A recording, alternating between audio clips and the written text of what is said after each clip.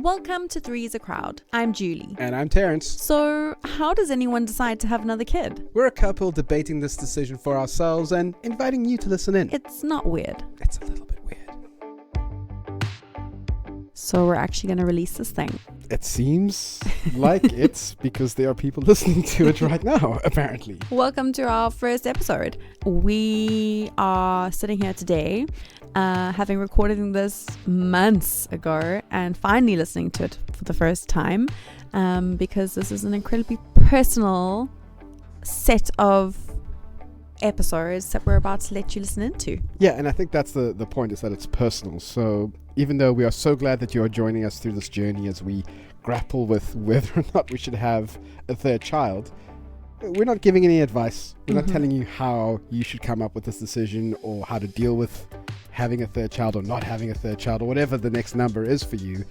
We're just realizing that this is a very complex conversation that we have been struggling with actually for years, and we surely can't be alone. We have to be amongst a lot of couples who are having this debate about having their first child or second child or third child or whatever. And it would be great for us to not have this conversation in isolation from each other. So we're going to let you into how our debate is going. Yeah, we're making the assumption that other couples are having this conversation around the dinner table. We just happen to own some audio equipment and have an interest in creating podcasts. And so we decided to press record on it. So this is our conversation. And again, we're making the assumption that people around the world have these similar conversations when they're deciding whether or not to expand their family.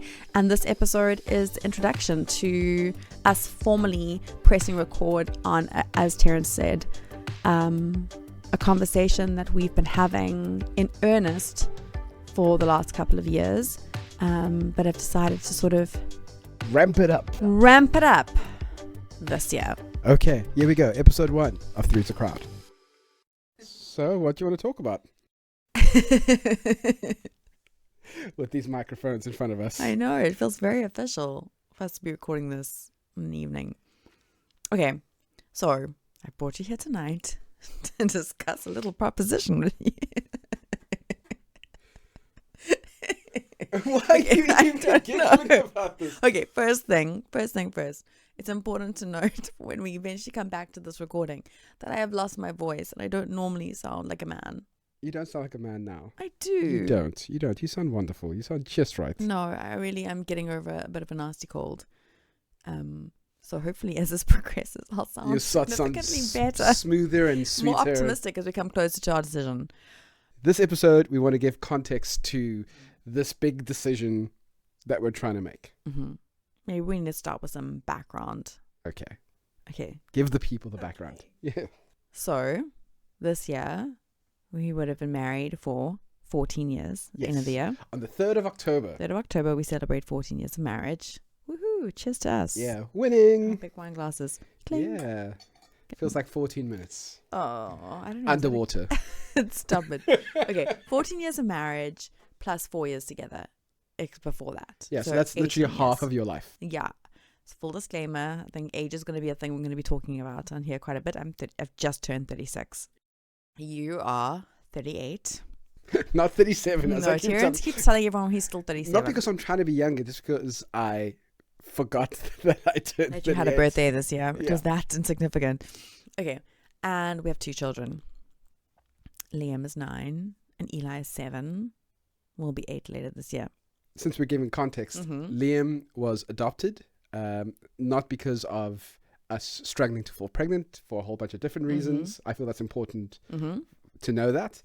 And while we were going through the process of adopting Liam, as we were getting to the end of that process, Liam was about 9 months old. Liam was 9 months when the adoption was finalized. And he was 11 months old when I found out I was pregnant. With what would become Eli. Yes.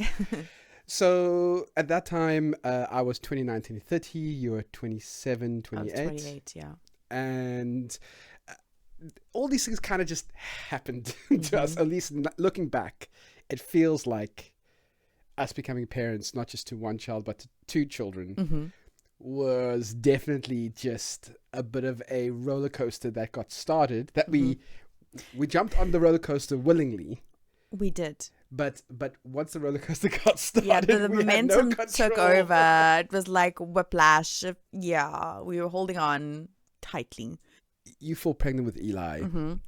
and the first trimester goes by fairly smoothly. Mm-hmm. Second trimester, things start to get a little bit uncomfortable, but still, as second trimesters go, No, second trimester got quite uncomfortable. only towards the very end. No, from 17 weeks, I was at the chiropractor every week. Because remember, at some point when my bump came out, I couldn't walk. Oh yes, We because forgot about that. Julie also has an incredibly bad I do back, have a bad back. like a really weak back. So any extra pressure, Yeah. immediately it's like a collection of loose pebbles instead of a spine. It was bad. Okay. So that was every week. Yes. And then I also had the eye thing happen. That was also in the second trimester still. I don't even remember the eye thing. What was the eye thing? The eye thing was when the words started dancing on the page. Yes. And I couldn't see, there were gaps missing. And I ran off to the ophthalmologist, my optometrist, who didn't, he was like, it must be a pregnancy thing because there's nothing visual. But it was pressure. It was blood pressure that was causing problems, which should have been our first big big clue as to what Should was have to been. come. But when I was going for my antenatal appointments at that point, they were still, at the time, they were tracking normally. Yes.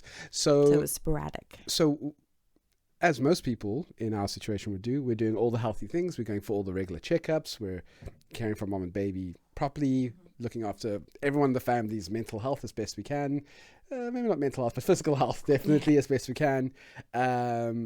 Despite that, though, third trimester arrives. Yeah. And looking back now, we could see how bloated you were. Because of the amount Swollen, of yeah, swollen you were, because of all the water you were carrying. We didn't notice because obviously when you're experiencing yourself, when you're in it, also your first pregnancy, we probably didn't really know any better.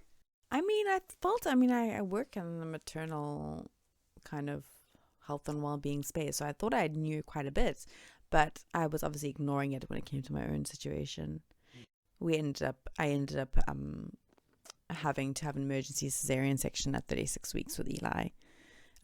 Which was traumatic. It happened in the nighttime. He was really tiny. Thankfully, he didn't need any NICU support. But he had, it was, he wasn't doing very well in there. So I think once he was out, I think he was actually much healthier on the outside. And suddenly we were two under 18 months. And this is why this context is important, because in making this decision, this history taints our the reasons why we're making these choices. For you, how does it taint you? I was about to say, how does it taint for you, babe? Well, it's interesting because the same experience has a different reaction from either of us. So I can say for me, that whole experience makes me go, I don't want to roll the dice again. Yeah. I feel like we got lucky. I feel like it was really difficult. It put literally your life on the line. And I don't want to see that. I don't feel like that anything is worth that risk. Whereas if speaking on your behalf, because we spoke about this before, for you, it's a lot more like you didn't have a great birthing story. It didn't end as joyfully as you maybe hoped it would have, and you would like another crack at it. Yeah, it sounds so like, that's obviously just a tiny, I'm not, but not just wanting a third child so that I can fall pregnant again. But there is an element of that, absolutely, where I'm like, a few reasons. Yeah, the birth itself, although it was an incredible experience actually, because I was provided with incredible healthcare and amazing support. And you got to see your husband at his best. I did. You were very. I was all over the place. But the whole pregnancy, I didn't feel like I savored it. It sounds so cliche, but I don't think I savored it as much as I would have liked to, because you had a 1-year-old. We had a 1-year-old and a very busy job, still have a busy job, but it was really hectic. My team was half the size. So there was a lot of extra responsibility in the weight of that. I mean, I've got like behind the scenes footage of us shooting a little like documentary up by Silver Mine, and it was the week before I gave birth, and I was so pregnant and so unwell, and I should not have been climbing in like my Croc shoes that I was like, because my feet were so swollen and I was so unwell. And we lived in a small apartment. You know, it was a really intense, I almost feel like we were just in the throes of babies, and as much as this pregnancy was really exciting, it wasn't something that we actively chose. Yeah.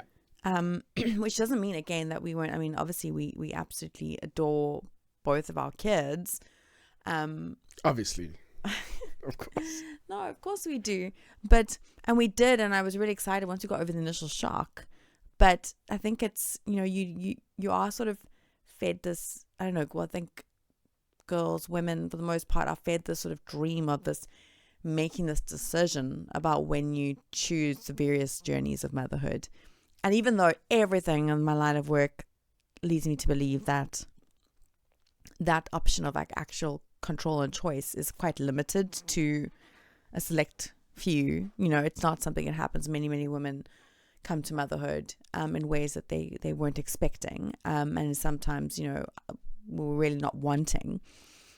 So it wasn't that, but I didn't get to like, there was no trying to fall pregnant. There was no, which of course, even as I say that, I know that for many people go, oh my gosh, Julie, you're so lucky. You didn't even have to try. Yeah. But it came in a hectic time. You are also a bit of a control freak. I am. And the idea of something this monumental happening out of your timing and not out of your choosing. Yeah. Is not something that you are comfortable with generally. And yet, obviously, I've been totally proved wrong that it all was, you know, I wouldn't go back and change any of it, because I think even though at the time it was like, look at this crazy age gap between our children. We had 2 babies. We thought Liam was, do you remember how big we thought Liam was? We thought that Liam was like a 22-year-old. The way we spoke to him and the way we just like expected him to... You are a big brother You now. are a big brother now. You have to deal with all these Lead extra... the way, yeah, older you know, child. We expect to have, you know, we have these heavy expectations. And every time now we look back at photos of him or little videos of him when around about when Eli was born, and he's like barely... He was so tiny. He was barely speaking. He still has all of his baby fat. He still had like patchy hair because he would obviously take so many naps like a little baby. Yes. And so the hair would like, you know, where it's like patchy on the side from where they sleep. He was still using dummies. He had his dummy until he was just before his 4th birthday. Nappies, bottles. He was still a baby. I mean, he was super talkative and mobile, but he was a baby, 18 months old. And look, like you're saying, people could be listening to this and going, you guys have had it so lucky. I can't believe you're complaining about this. We're not complaining. We're not. Firstly, because we're very happy with the way our lives have turned out. Again, this is just for context. Yeah. And we were very lucky that we got a lot of support from our family. We did. And from friends, people who came to support us throughout the pregnancy and that after. Eli, you know, despite the scary, you know, situation around the last few weeks of my pregnancy and his birth, he was healthy at birth. He didn't need additional support. We were able to come home. He was, you know, he had a few little health complications after that, but he was, for the most part, it was relatively easy. And he's also an incredibly good-looking child. Aww. So this is the other slightly more whimsical reason that Julie has thrown at me for us to have number 3, is that so far we make beautiful kids. Or beautiful kid. We've made one. We've made one beautiful for kid. one. And again, this is so interesting. This whole journey for me has been really interesting about how we can both look at the same thing and come to a completely different conclusion. Because you go look at this incredibly beautiful child who's funny and smart and kind a lot of the times and has made our lives so much better. Why wouldn't we want more of this? You know, why would we want to try and make more of this? And I go, we got lucky. Yeah. And maybe the next one and this sounds horrible, isn't as cute. Because not all children, Totally. not all siblings are equally cute and beautiful. That's totally true. Right? Like, I feel bad for my siblings. I knew you were going to say that. Let's hope they don't listen to this. Oh, they will. Probably for many reasons. I'll send it to them. So, our boys are 9 and 7 now. We have got to a point where at first we were really struggling with that age gap, that 16-month age gap. 18 months. 18 months? Is it 18 months? 18-month age gap. It feels like 16 because I was so Yeah. But now we're at a point where we love that age gap. We do. We feel very lucky because they get along really well. They play with each other. They really do have their best friend sleeping in the bed next to them, in the room with them.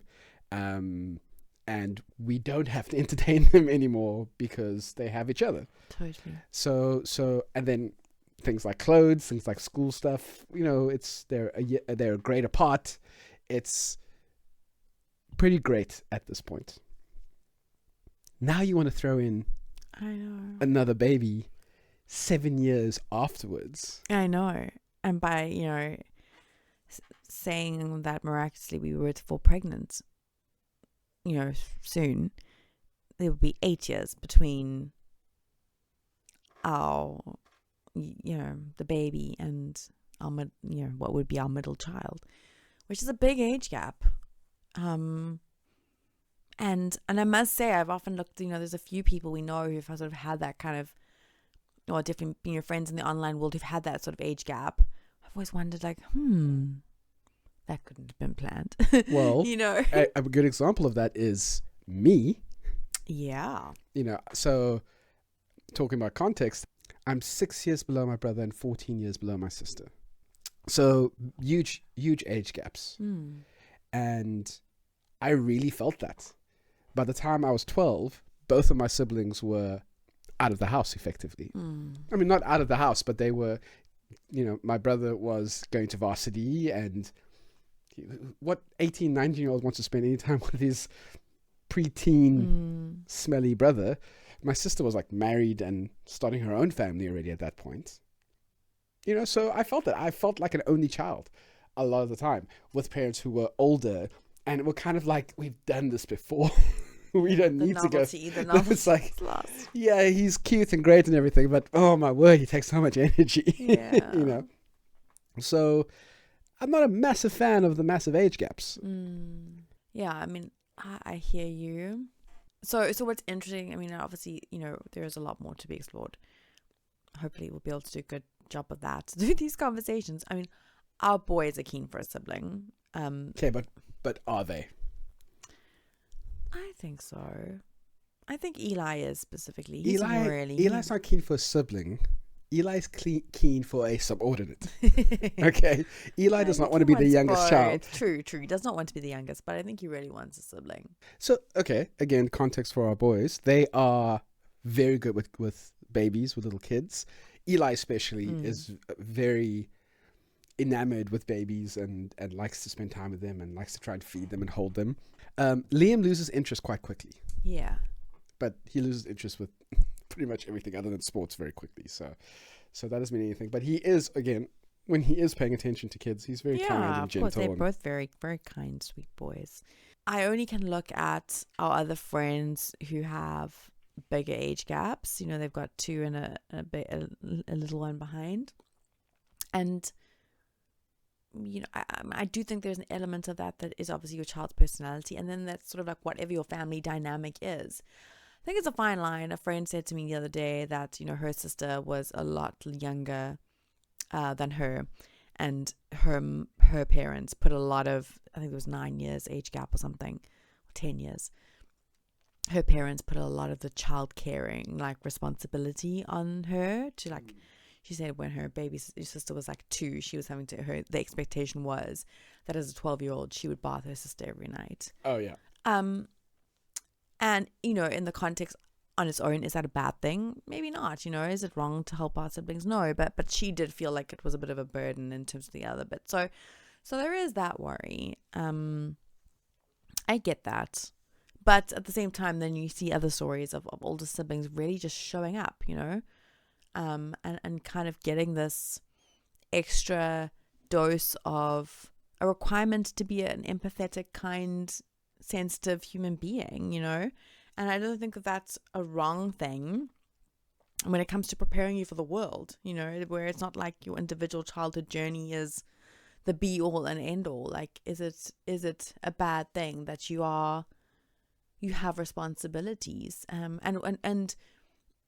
not, again, obviously we're not the kind of parents who are going to make our kids raise their sibling, but I also think, the childhood component is a short space of time, and yes, you were a lot younger than your siblings, but your siblings have, they've got your back, and there's that element of, like, now that you're adults, there's one other there's one other sibling to take care of your mom, if that's required, or you're kind of spreading the family load amongst more people than just two. I mean, I think that feels like such an old school, like, way of thinking about, we better have lots of kids so that they can, because all the kids will look after us in our old age. I'm not saying, I think we work really hard on, like, trying to save for our retirements. Like, and the reality is our children, by the time our children are adults and we are old and decrepit, I think financially they are not going to be able to, like, support us or help us in any way. I'm not saying that, but I'm saying even just the emotional responsibility, I think and maybe it will change, but I always, that was always one of the concerns I had about having, only one child, is that that's a lot of responsibility to put on one child, whereas if they've got a sibling, they've got a buddy to kind of share the load. But they have a sibling. And, we're going to have an episode where you can lay out all of your arguments, and we'll have an episode where I can lay out all of my arguments. But just in response to the idea of responsibility that comes with having a sibling, they have a sibling. And so they can get the idea of giving space, being responsible to accommodate someone else. The kind of things that people say single children don't get. Our kids are already getting those. Would they get more of that with a little baby? Maybe, for sure. But I think there are so many other ways to teach your kids to be kind and caring and to be responsible to other people than doing the most expensive thing you could possibly do with your life. I think we've done a good job with giving context to where we are at this decision at the moment. The one thing that we haven't spoken about yet is your age. Now, I say that. I was going to say the one thing is, what do we want? What do you? It's like, what do we want? Wait, which side of the fence are we on in this conversation? I think it's so clear. I think that is very clear what side of the world of the decision we are on. But because now that you are 36, there's been more talk coming from you about the idea that time is becoming a little bit more of an imperative. Yeah. Like, this is not a decision that we can put off for another decade. Definitely not. Or 5 years. Even though, like we talk about all the time, there are women who fall pregnant well into their late 40s. Yeah. Right? And yes, those are rare, but it's not impossible. Definitely, it's a lot more common in your early 40s. And so we would still have 5 years then to play around with, but you are feeling the kind of idea of a biological clock starting to come through a bit. Yeah, definitely. I mean, again, for context, I never thought that I'd only have 2 children. I don't even think we thought we'd only have 2 children, right? We never really spoke about it. No, that is impossible. I struggle to believe. I really feel like we'd never. I feel like I would have known if we had spoken about it, or at least I can't remember speaking about it. So it couldn't have been that important to me. But I can't imagine me going, yeah, I want to have 3 kids. Especially considering that we got married just around the 2008 financial crisis. So the idea of us ever having children at all would have been scary for me, let alone more than 2. Yeah, I had always thought growing up that I was going to have 3 or 4 kids. Like, that was very much... And I did that cheesy thing of writing all their names, potential names, in the margins of my workbooks. We're not going to tell you the names because we don't want you to steal them, because they're good names, right? There are some good names in there. But there was always 4. It's always going to be 2 girls and 2 boys. And I mean, obviously, it's just, 2 girls and 2 boys. Yeah, that was always what it was going to be. Always.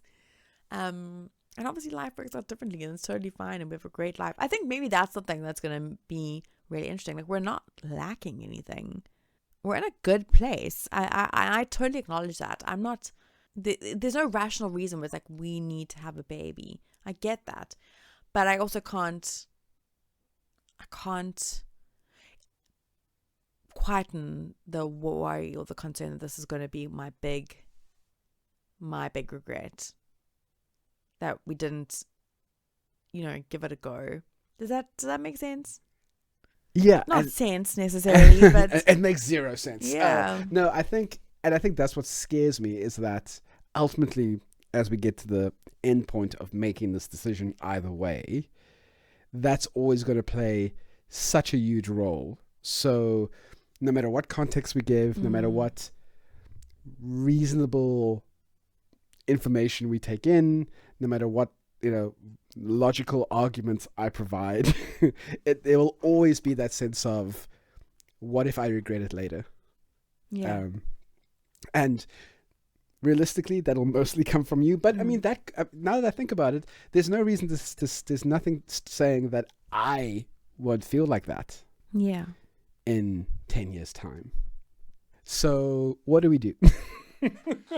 I know. I mean, what do we do? I guess, how do you logic your way through a decision that, as I'm sure we're gonna hopefully come to determine, there is no logical way to say yes to this. There's no logical reason. Yeah, we have it everything we need. It doesn't meet the climate conversation. It doesn't meet the economic conversation. It doesn't meet our current context conversation. Yeah, we're very happy where we're at. Like you're saying, there's nothing that we feel we're lacking. There's not a hole in the mental family that needs to be filled.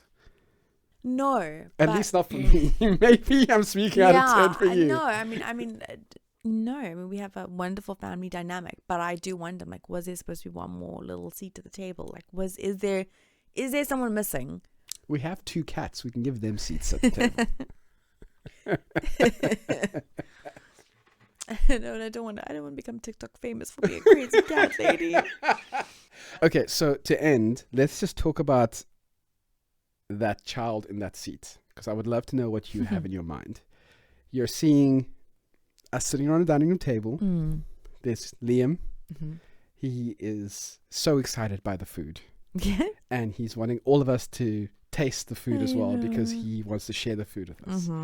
There's Eli, who is only keen to eat the food because he made the food with me. And that's why he's excited to taste the food. Next to Eli, baby X, child X. What is this child? What are you seeing in your mind? Okay, I'd be lying if I didn't say that I saw a little girl.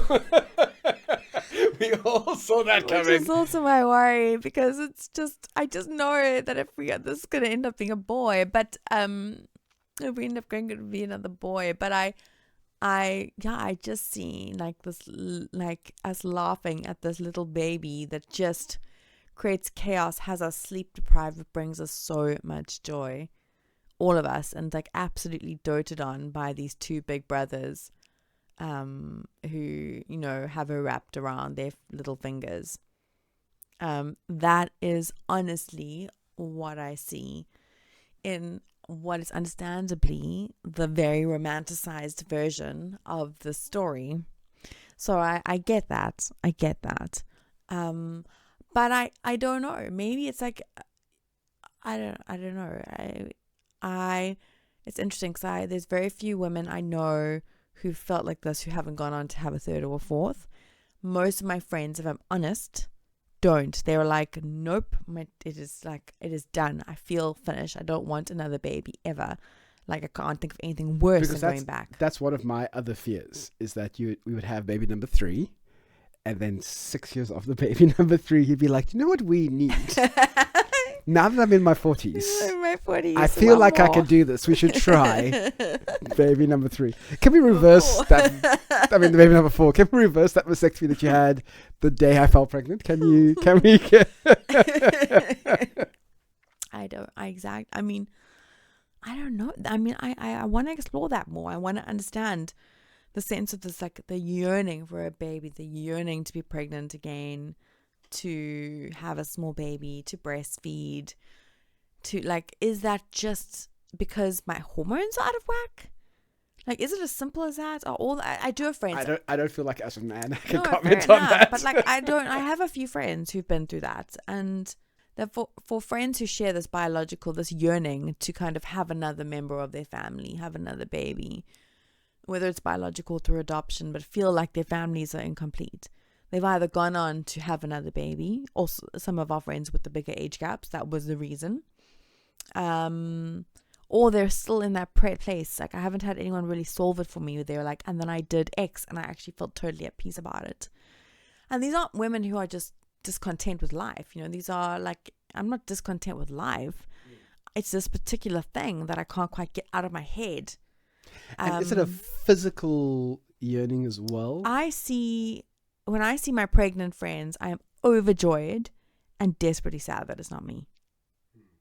And when I see little babies or friends with babies, I am overjoyed for the friends and want to help, and desperately miss that when that baby fusses and needs to be fed, it's not my baby and I'm not doing the feeding. So it's a huge part of it is having a third child, as in adding a third child to the family. But it's also the experience of having a third child. It's the pregnancy, it's having a fussy baby, it's seeing the baby, it's breastfeeding, it's all of those things. It's having people hopefully who have asked permission come and hold your belly or touch your belly. You know, like, it's all of that. It's taking photos of yourself every month to see how the baby's growing in your womb. It's going for all of the scans. It's seeing your baby's hearing your baby's heartbeat for the first time, seeing your baby's face for the first time, all of those things. Exactly. It's also that experience you're yearning for. Yes. Not just the person. Yes, I think it's both. Well, what are we gonna do? What are we gonna do? That's it for this episode. Thanks so much for listening in. As always, this is our story, so everything applies to us, but might not apply to you. And in fact, we would love to hear about the things that do apply to you and about your story. So tell us about how you came to the decision to have your next child, or whether or not you're grappling with this issue yourself. Send us your thoughts to aphrodaddyct@gmail.com. Or get hold of us on Instagram. Or the gram, like the cool people call it.